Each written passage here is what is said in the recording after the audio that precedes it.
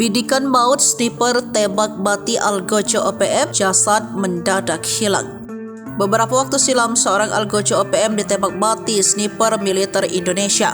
Bidikan sang sniper tak meleset meski jarak tembak jauhnya hampir 1 km.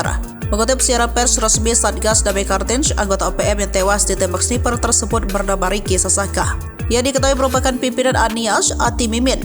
Peristiwa ini terjadi di distrik Ok Sibil pada Kamis 21 September sekitar pukul 4. Kasatgas Humas Ops Damai Kartens 2023 AKBP Bayu Saseno mengatakan timnya bergerak setelah adanya serangan OPM di Pegunungan Bintang.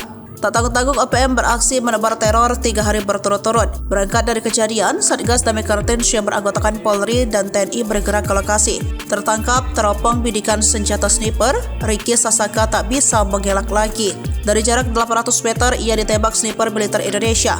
Saat petugas melakukan penyisiran di lokasi, jasad Ricky tidak ditemukan. Diduga jasadnya telah dibawa ke dalam hutan oleh rekannya. Terlihat dari teropong, anggota KKB itu terluka akibat tembakan dari tim sniper.